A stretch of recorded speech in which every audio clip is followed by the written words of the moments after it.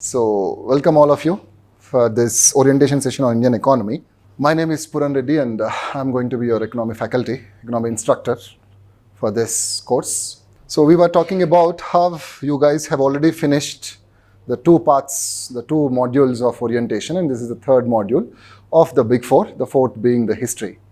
So, I was asking about a brief profile of you guys. So, I want you to let me know how many of you are from engineering background. So, rest of you are from non-engineering. Anyone from BA? BA. And what are you, ma'am? Miru, yeah. Yeah, professional, the bachelor's.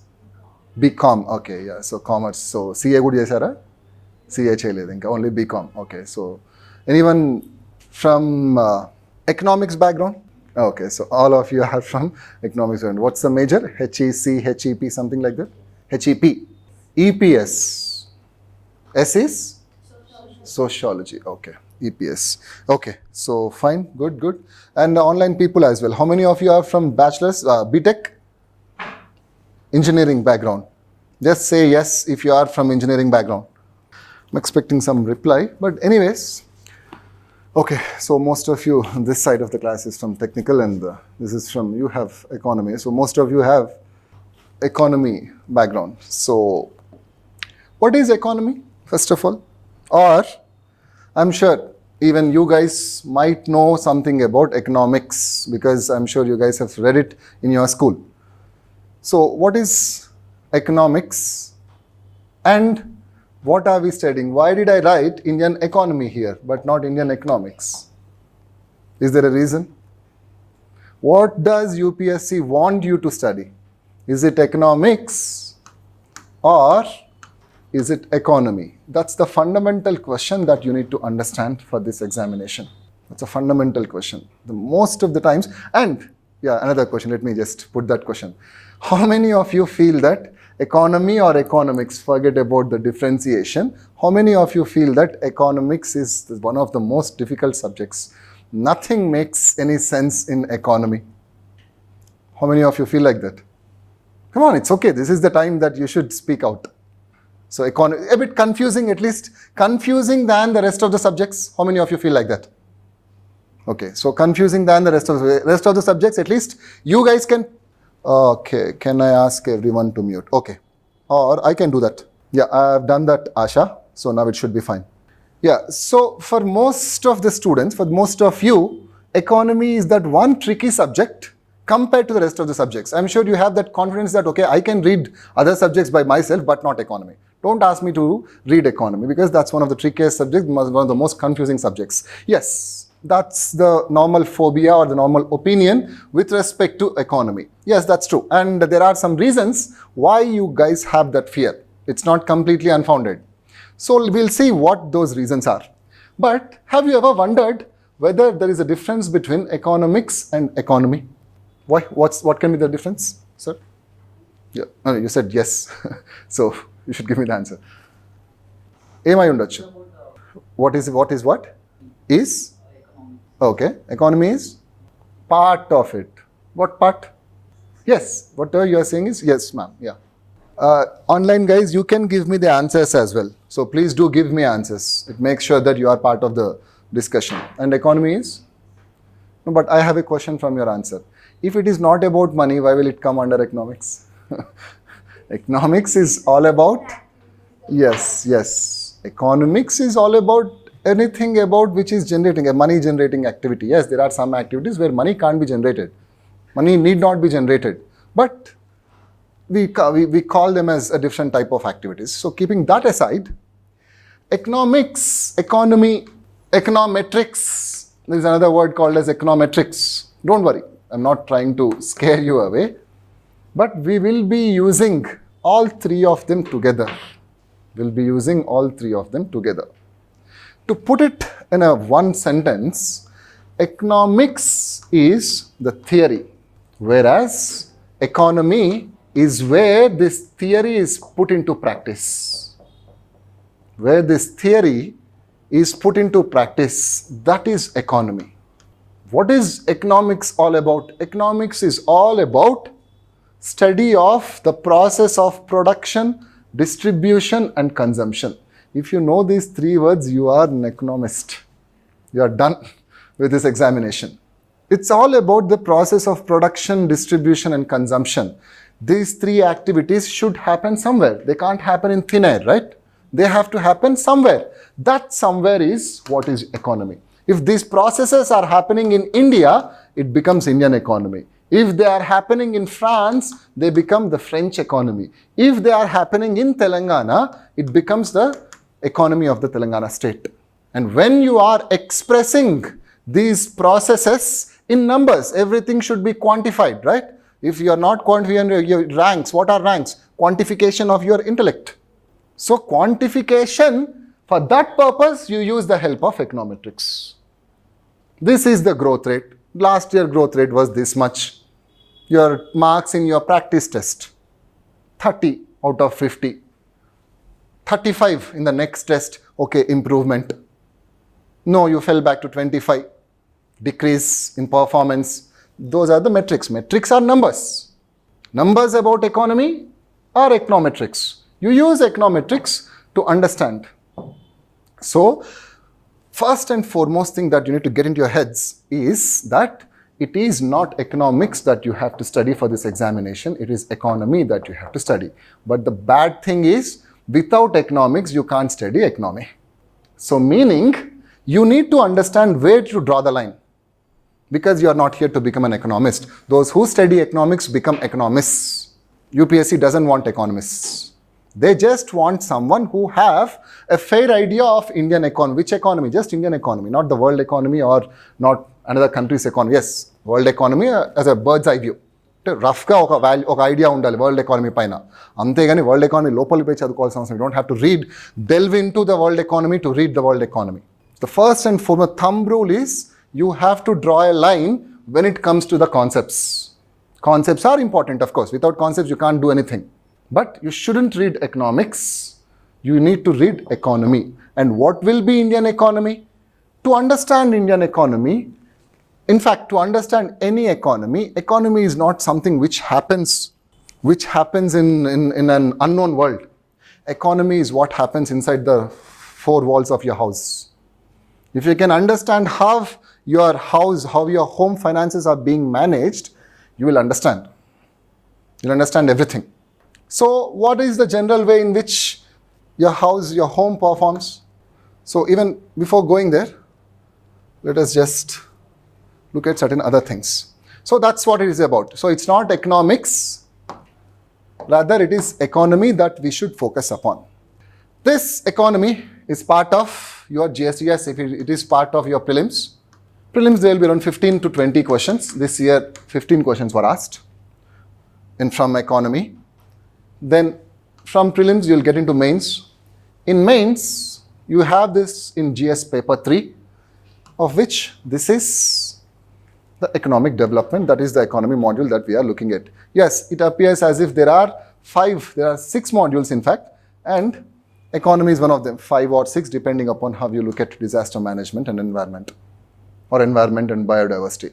But this is misleading actually. This type of classification is misleading because economy occupies 50% of paper 3. That's where things get interesting. This year, in fact, there were 11 questions that were asked, so it is more than 50%. The mains which happened last Sunday. So 11 questions have been asked last Sunday or Saturday, whatever, last week. UPSC has conducted mains for last year's civil service examination. So our mains law, 11 questions have been asked in paper 3 from economy, which means the weightage is very important, right? So the importance of the subject is very high. So because some of you might be having that ideas to crack. I'll leave economy for prelims, but I'll read it for mains, but I'll first read it because it's a very tricky subject. Of the 15 questions, I'll try to answer only 5. Then I'll clear the prelims, then I'll read for mains. It's not like that.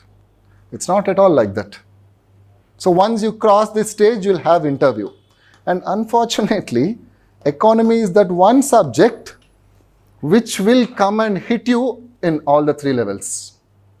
Prelims, mains and interview. What is interview? Interview is just about a conversation. It is about a conversation about your general understanding of Indian economy.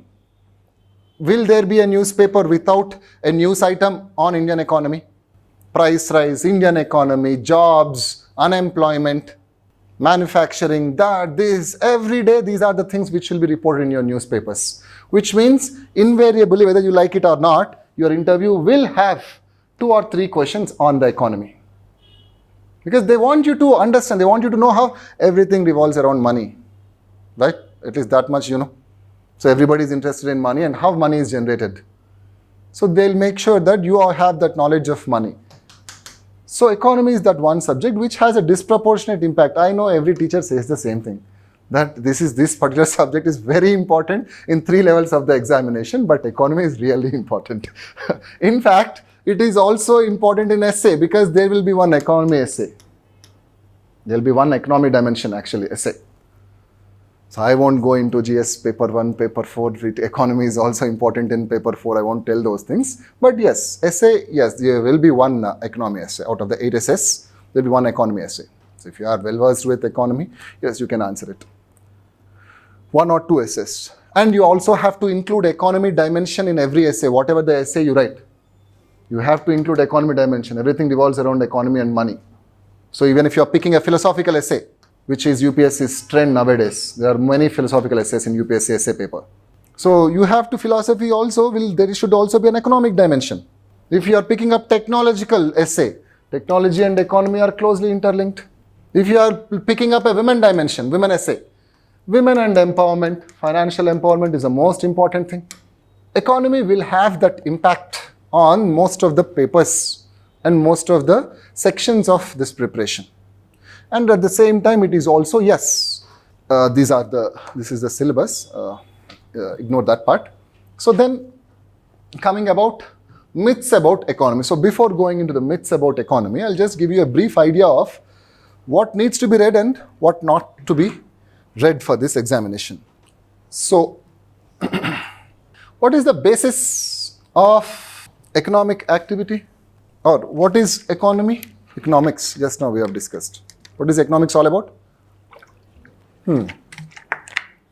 It's all about producing things and consuming things. Distribution is something which can be taken care of. It's all about producing and consuming, right? So, producing and consuming. What will happen in the process of production and consumption? Money will be generated. It's all about money, right? Why am I producing something? Why am I this? Right now I'm producing something. I'm offering a service. This is part of production process. Why am I doing this? Of course, for money. Not money as in directly, but my ultimate, I will be remunerated with in the form of money, right? Why are you here? You are consuming. You are consuming the services. If you have to consume, again you will have to have money, right? Then the same process of production and consumption is also offering me an employment. Anyone who is involved in the process of production and consumption, it is offering them employment. What will employment give me? Incomes, salary, income, again the same money, right? If I am not involved in the process of production and consumption, then what will be the consequences? Means there won't be any job, which means opposite of employment is unemployment. If I don't have any job, what will be my situation, financial situation? Poverty. It is poverty. Because I won't have anything, right? Then, since everything is about money, where should this money be saved or controlled, or someone has to, because it's not about free money. There is no free money, there is no free lunch in the world. So someone should regulate the total money that is available in the economy. Generally, money flows through banks. Banks are the central organizations. They are like the conduits. They are the outlets and inlets of entry and exit of money into the economy. So everything should go through bank. And we are also talking about regulating the flow of money, because everything should be regulated. If money is so powerful, it has to be regulated properly. And of course, regulation job, no matter what, or no matter the sector that you are looking at, everything is regulated by the government and its agencies. So the organization which regulates money in the economy at a very generic level is your RBI.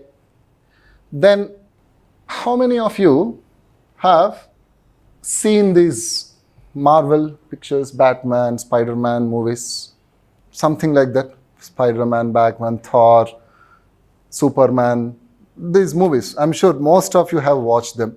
Ledu adi kuda gaadu. Fine. How many of you are having mobile phones? Almost all of you. Have you ever seen where that mobile phone has been manufactured? Most of the times it's made in China, right? Or you might have consumed some foreign chocolates. Evarana meeku telisina vallu unte foreign chocolates evo tinuntaru, leda foreign pen, leda oka Apple product vadutunnaru. You are buying and using an Apple product, which means it's not just about the process of production and consumption within our country. We must be also be interested in what is being produced and consumed elsewhere.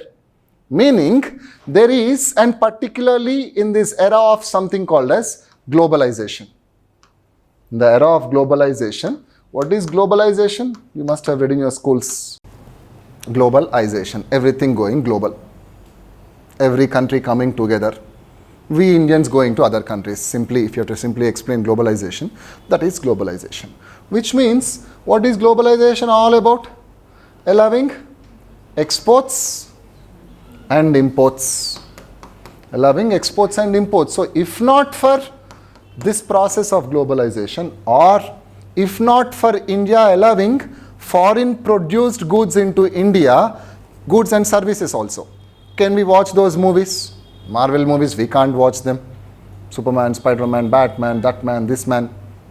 We can't use the phones made in other countries. We can't eat chocolates. We can't use these high-end luxury products, which means whatever we are consuming is being impacted by foreign countries as well. Means foreign trade. We are trading with other countries as well. In fact, imagine a situation where there are no exports and imports in our country. Can we lead our life?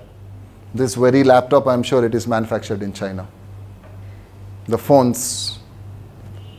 Then life can survive. Life will go on, but a bit in a very different way and difficult way.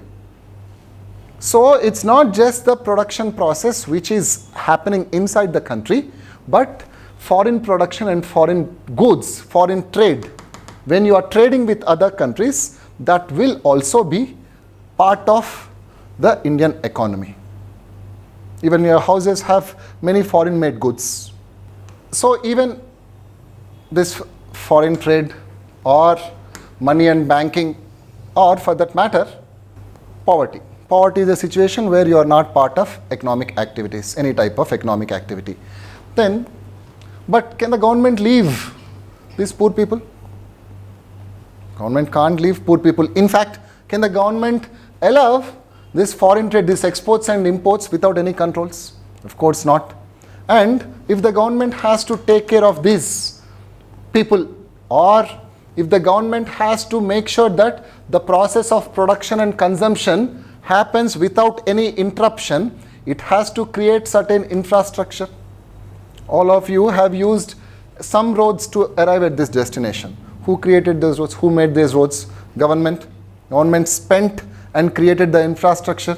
Government will also take care of the people who are not able to take care of themselves economically, vulnerable sections or weaker sections, for which the government requires money, right? So even to make sure that the employed have jobs, and also to make sure that the non-employed are able to survive and have a decent quality of life, that is, I'm talking about welfare. It is the responsibility of the government, and none of this can happen without money, right? Again, the same money link. Can the government create infrastructure without money? Can the government run schemes without money? Which means, again, money in the hands of government. Money in the hands of government is an important tool to run the total economy, which we generally call as Budget. I'm sure you don't know anything about economy, but you know about the word budget. You must have heard it 100 times. State budget, central government budget, taxes have increased, that, this, that. So generally what will the government do? The government through budget, it will raise money. It will raise money for this spending purposes. And how is the government raising money? The most common way of government raising money is, how is the government earning money? Taxes. See, you know economy. All of you know economy. Government requires taxes. Government requires money for these two purposes. For creation of economic growth and to help people who are not part of economic growth. For which the government requires taxes. What is the government doing with the taxes? Spending it. Government is not like us. Government will never save money. The responsibility of government is to spend. In fact, governments are so good at spending that they spend more than what they earn, for which they have to borrow. For which they have to borrow. There is no government which can survive without borrowing. And all these three things are, again, what are they resulting in? They are impacting the process of production and consumption. And everything is again getting linked. Everything goes back to the same link. What is that? Production and consumption. Any step that the government makes, any step an individual, any choice that an individual makes, end of the day is going to change how the entire production and consumption process takes up in the economy. And what did we say earlier? Economy is, end of the day, you have to quantify. Ante ippadi varaku manam emem anukunnamo adanta you have to tell in some numerical form. Ranks lekunda meeku ottige marks iste em use untadi, right? You guys should be provided with some ranks. In fact, marks themselves are quantification. If you write an answer tomorrow, if I just put some right marks and give that paper to you, you'll go crazy. What kind of evaluation is this? Bolke. Rather, I should write some remarks, I should give marks, I should add, I should tell that, okay, this is your quantitative performance. So end of the day, everything, every economic activity which is happening inside the country, it may be happening within the country or from outside the country, everything can be quantified. That quantification is nothing but your national income. Means how much did the country make? Through jobs, we make money. All of us put together, the country will make money. So the quantification of the production and consumption that happens in the day-to-day life, put it together for 1 year, that is your national income. If you can understand how these 5 to 6 things work, that is economy. That is economy. I'm sure your parents, one or both of them will have a job, right? With that job, they are earning job, business, anything is the same. So they are earning money. If you have a brother, so they are earning money. So money through business, job. In spite of having a job, we take the government services a lot of times. We take subsidies from the government because not all of us will be able to buy. Even in fact, government taking from the government is our right. Even if we have that ability, we should take all the services from the government because government works for us. It's not the other way around. So you will get money, employment, income. Sometimes, yes, we may be needing government services, government schemes. Then everything goes through the banking section. So we'll go to the bank, we'll put our money, withdraw our money. Sometimes, just like how the government overspends, our needs, families' needs also will be more than our incomes, for which we borrow. And we borrow from banks. And if you have an elder brother or sister who went abroad for masters or to work, they will be bringing in certain things, they'll be spending you, they'll be sending you some money, with which you'll do some party. They'll send you some chocolates, some iPads, some gifts if they have gone abroad. That is also part of your family, right? Similarly, put everything, your father or mother, both of them in fact, both of them will sit together, they'll see how much the family is earning, how much is the expenditure. Then they'll make sure that, okay, if there is a mismatch, then we have to go and borrow. If your income is more, then you'll have savings. This is how a family is run at a very basic. In fact, most of you must be in hostels. Isn't that what you are doing? On start of the month, you will get money. After paying everything, if you are left with something, you'll use it. You'll save it. If you're a good person, you'll save it. If you're a very good person, you'll spend it immediately, right? Then spend everything by 10th of the month. 10th వరకల్లా spend everything. మిగతా 20 days కూడా but expenses ఉంటాయి. అప్పుడు friends ఎవరో కనిపిస్తారు, close friend ఉంటాడు, అరే కొన్నిరా మళ్ళీ ఫస్ట్ రోజు ఇచ్చేస్తా. You borrow, you manage. That's what it is. Because why did I say very good person? You have to spend money for the economy to run. If people are not spending, how will the economic activities perform? How will the economic activities go on? Very difficult. So, what is economy all about? Economy is all about learning about these 5 or 6 things. What are they? National income, yes, I have put it at the last, but order doesn't matter. Learning about how to calculate, how to measure whatever is happening within the economy, inside the country. Then, understanding how employment is generated.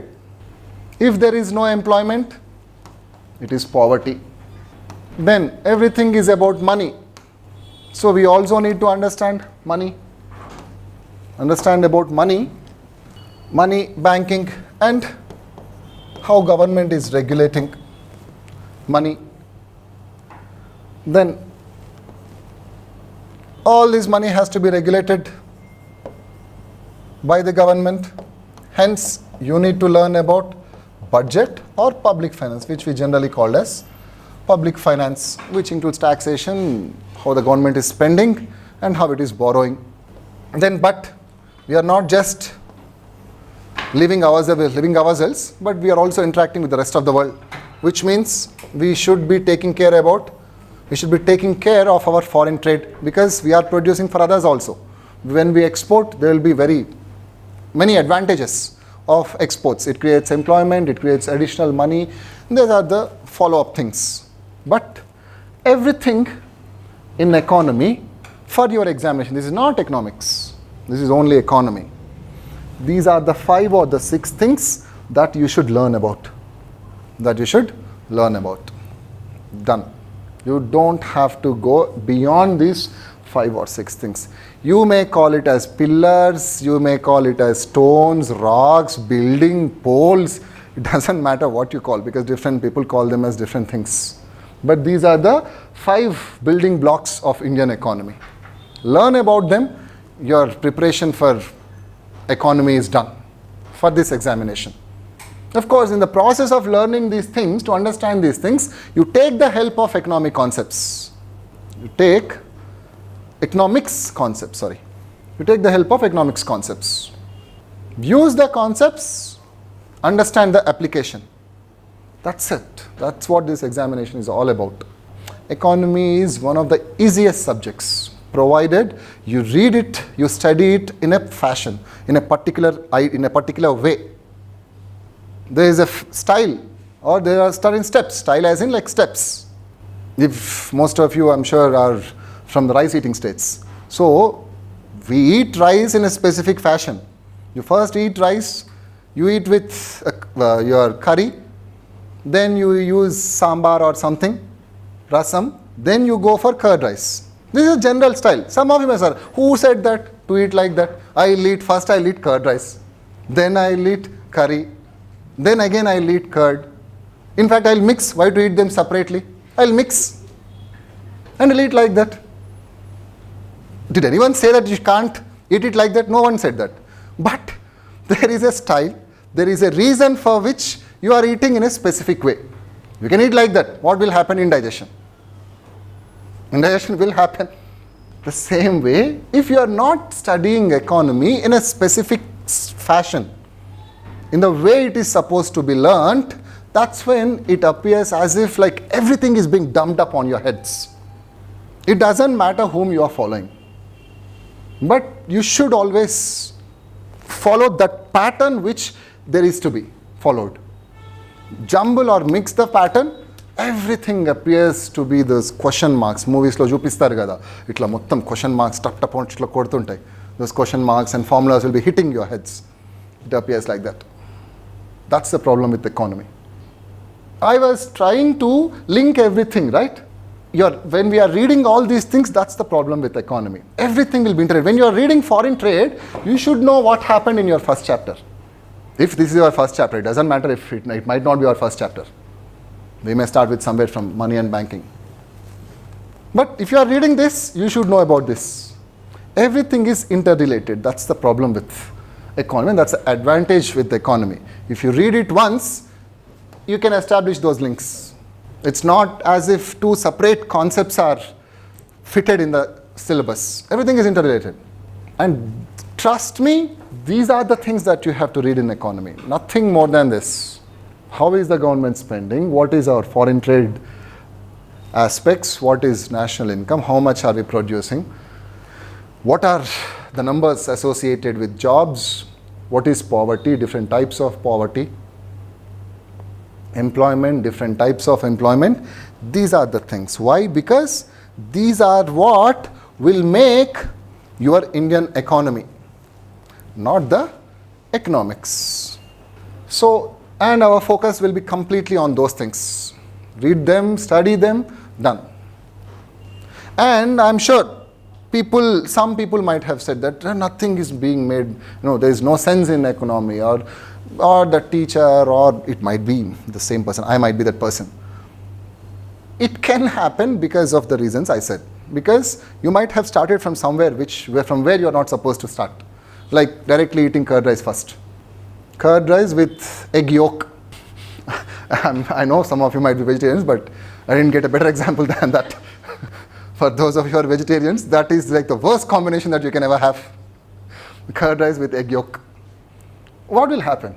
That same thing will happen. So follow a specific pattern, then economics will not be difficult. It is difficult because you jumble up the order.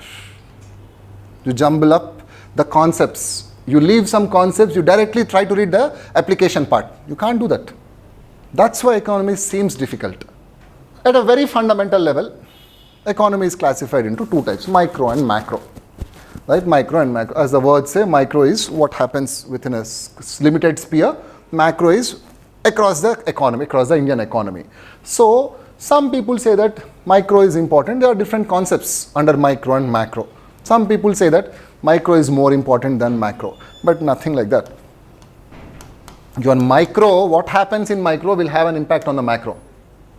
If you can't understand micro and if you only read macro, or the other way around, if you read only macro and leave micro, it can't happen, because everything impacts the other thing. So there is nothing that only micro is important and macro important. In fact, this very way of classifying economics is bad. Then that another myth is that we can mug up. That's what we generally do. When we don't know about the concepts, we just mug up. We try to mug up right before the examination, go spit on the paper. It's up to the evaluator. Let him die his death. We write whatever we want to write. We may just mug up some things and we can do it. We can manage it. But the problem is, how many things will you mug up? There will be one or two people around you who are very good. I'm not saying that not every one of you will be it will be difficult for every one of you to mug up. Some people, they are very good at remembering things, but that's an exception. Never ever model your behavior based on the exception. Be the norm. What is the norm? Understanding concepts, having limited memory, not able to mug up the hard facts. That is the norm. ఎవరినో ఒక్కరిని చూసి వాడిలాగా మనం చేద్దామని dictionary ముందు పెట్టుకొని we can't remember the dictionary words. So that is impractical. Don't try to achieve the impractical things. None of us are supermans and superwomens. There can be only one superman amongst the crowd. So mugging up is not really going to help. Conceptual clarity is what is going to give you that added advantage. Then use some magazine. No need of newspaper. I'm sure you will get this doubt within the first month of spending time in the preparation. Can we skip newspaper? I'll just buy a magazine, monthly magazine of whatever is available, of some institute that's available in the market. Will that suffice? It will never suffice. Newspaper is like the Bible. Newspaper is like the Bible of this preparation.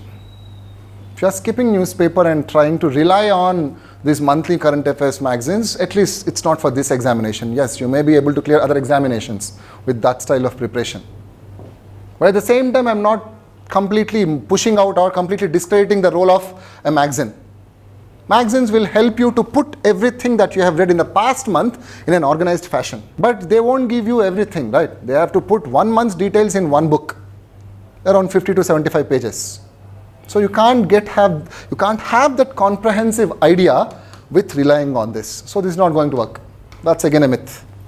If someone says that we haven't read newspapers, they are utterly lying. It's a brazen lie. If someone or any topper, because I'm sure you are very obsessed with these topper videos. So if anyone said that I haven't read newspaper, I only relied on current affairs magazines of one or the other institute, no, they are lying. Every one of us, we want to exaggerate our abilities. We want to have a larger than life image of ourselves in front of others.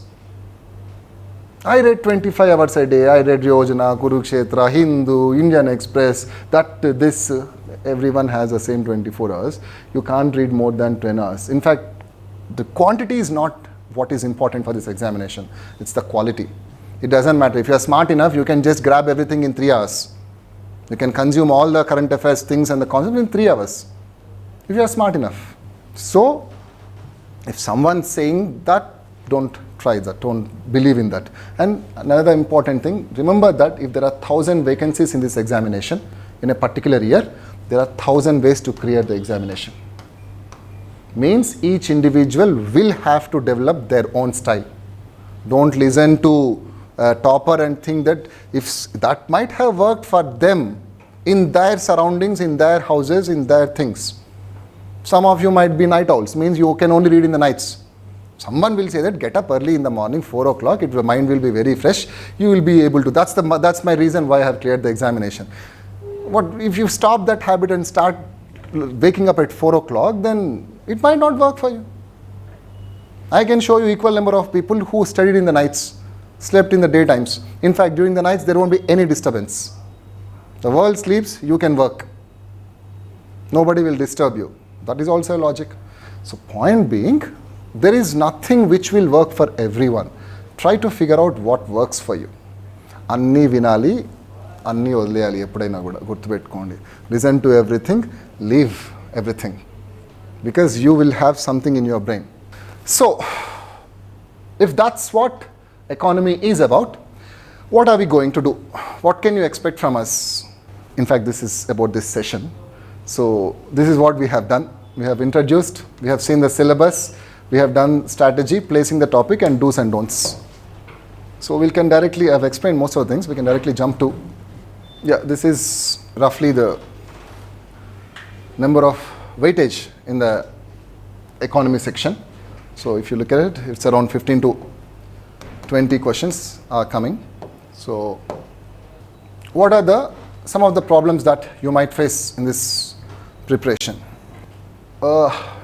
Sources, ignore these things. What's the strategy? How to start or how to approach economy? Yes, NCRTs are like, I wanted to show you some questions, but it's fine, we don't need to do that. So start with NCRTs. If newspaper is the Bible, you can say NCRT is like the preamble, like the index to that Bible. So you have to start with NCRTs. Pick up, you don't have to wait until the classes start. Just now that you have chosen this field, start from 6th or 7th, or you can directly jump to 10th. It's up to your wish. Then newspapers, then classes and class notes. This is what is very important because it's all about breaking down the complex topics and putting them in a simpler words, in a simpler way. So classes and class notes, attending classes is important. And yes, budget and economic survey, those are the minor things, but these three are the basic things that you need to focus upon. Then do's and don'ts, just go through them. Syllabus copy, that's the first thing that you have to do in this preparation. Buy a syllabus copy and also previous year questions books. Then by heart the syllabus because you need to know placing the topic. What is placing the topic? You should know where a particular question has been asked from. When you look at a question, you should take and put it in the syllabus. That is placing the topic.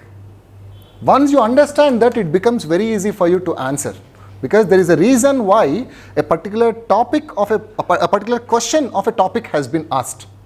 So placing the topic is the most important thing, and this placing the topic applies for every subject, not just for economy, remember that. Then terms, understanding the terms, of course, class and class discussions, newspaper reading, notes making, yes, of course, very important. You'll understand the importance of it later. Then, and most important, forget about whether you do this or not. 3 R's, revise, revise and revise. Revision is the only reason people succeed or fail. Meaning, your sources should be not more than one. It's not about sourcing from 4 to 5 books. Nobody requires that. Why? Because there is no time and no space for you to write in your answers. There is a time limit and there is a space limit, word limit. So even if you are reading from 5 books, what's the point? Rather, keep or source from one book, repeat or revise the same source. That's what you have to do. That's the key to success. And what are the don'ts? First and foremost, remove the fear. Ask the doubts. Yeah, you can do this, finally. Ask the doubts. Then, don't rush things. As I said, you are not Superman and Superwoman. Meaning, don't try to read everything don't try to take a break of 1 week and try to finish the entire 1 week in 1 day. That's not going to happen. Don't rush things. And there is a pace at which things are supposed to run. Then, you can't directly go to the 4th gear, right? Best example. You can't directly go to a 4th gear, a bike or car. There's a reason why 1st, 2nd, 3rd are to be used. Likewise in your preparation. Don't try to run a sprint in the first month itself. Then, as I said, stick to one source. Yes, just because something seems difficult, you can't leave that. Then, don't be lazy. Don't be lazy. You can't be lazy for this examination. అట్లా అని చెప్పేసి రోజు పోయి 5 hours జిమ్లో పని చేయమని కాదు. Not being lazy means doing all these 5 to 10 things every day. That's where the difficulty arises, because life becomes very monotonous in the preparation. Monotony is what? Doing something, same thing every day without any results, because the results will come once in a year. Having that mojo, having that energy without looking at a result for 1 year is what makes this exam challenging. తెలియదు కదా మనకి 1 year తర్వాత తెలుస్తుంది what is going to happen అనేది. 1 year పాటు ఆ motivation, ఆ energy లెవెల్స్ని పుష్ చేసుకుంటాం మనము. That is important. So don't be lazy, you have to work from your side. Finally, trust the teacher. They know the process better than you. They know the process better than you. I have been to a couple of interviews, UPSC interviews, so 2 interviews. I have a master's in economy. So, we know what we give. Neenane gaadu. Eppudaina kuda only source. When I said this source also includes the teacher. Don't take inputs from 2 to 3 mentors. It will be confusing because everyone has their own style. I'm not saying everybody else is wrong and I'm the only person who is right. But everyone has their own style. That creates confusion. So pick one source, pick one teacher, one mentor. Trust the teacher. Trust the teacher. You will understand whether to trust the teacher or not within a few days of starting the preparation. So, and finally remember that this examination is a marathon, it's not a sprint. It's not a 100-meter or 200-meter race. It's a marathon, miles together. There are miles to be covered. Marathon lo sprint kodte emaitadi? Any one of you are there who have participated in any marathons or fitness freaks, you know. Marathon 21 miles anukunta kada, 21 kilometers. The standard marathon is 21 kilometers. So 21 kilometers lo మీరు first kilometre ఫట్ట ఆగకుండా పరిగెత్తితే second kilometre third kilometre పరిగెత్తగలుగుతారా? పరిగెత్తలేరు. You can't run at the same speed. Sprint is like 200 meters. ఎవడు ఈ Usain Bolt, yeah. Usain Bolt is a sprinter, not a marathon runner. Usain Bolt can't run marathons. The same way, I don't know any famous name of marathon runners. And from Kenya, generally they are from Kenya, right? Mofra. Oh no, marathon runner. Oh, okay, I don't know. Generally they are from Africa and particularly Kenya. Kenya is famous for these marathon runners. So, marathon runners can't run sprints. Sprint is supposed to be run maybe at the fag end of the preparation, maybe 1 week or 1 month before the examination. That's when you have to run sprints. But it is a marathon. Marathon ante you have to pace up. You have to plan your running properly. Then sprint kodtanu ante kinda padthe moham bagultadi. It happens. Oka rendu saarlu pagilin tarvata appudu we'll understand, okay, this is not a sprint, it is a marathon. I have to start from day 1 onwards, from lap 1 onwards I have to plan properly అని చెప్పి అప్పుడు అర్థమవుతుంది. So remember that thing, it's not a sprint. You can't have results over night for this examination, and this one examination is very different from the rest of the examinations. That's also the reason why the success or the outcomes are a bit difficult and different. So with that, we'll end the session. I hope the session has been a productive session and gave you a basic idea on economy. Do you guys have any questions for me? Are we producing something? Are we producing something through agriculture? Agriculture is involving something, right? We are producing something from agriculture.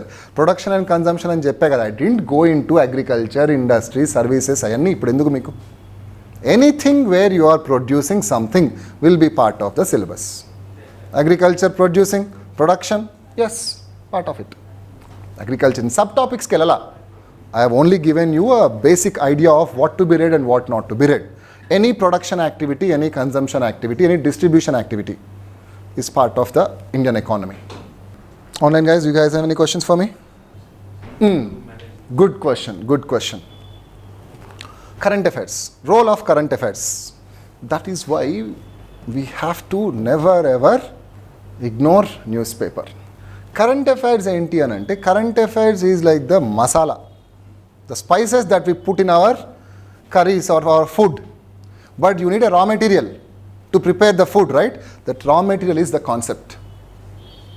Means every current affair event will have some concept, underlying concept. That's the beauty of this examination. Every question boils down to this concept. Yes, current affairs are very important because they will tell you what concept to read. But UPSC will very rarely, it will not ask, you can mark my words, it will not ask about the event. It will never ask about the event. Even if it asks as a supplementary question. First it will ask you the concept. Then it will ask you about that current affair event. You should connect that and you should write that, okay, this is in the context of so and so event which has recently happened. That's where the current affairs and the concepts are linked. UPSC will not ask you about current affairs, but the underlying concept. Any other questions? Actually, in yesterday's class is not audible, but I will try to take that up. Sadhu, I'm not able to understand Divya. So, what is it about in yesterday's class? So, yesterday's class was not audible. 10 minutes or 10 hours? I don't know. Why it is 10 hours? 10 hours endukuntadu gani.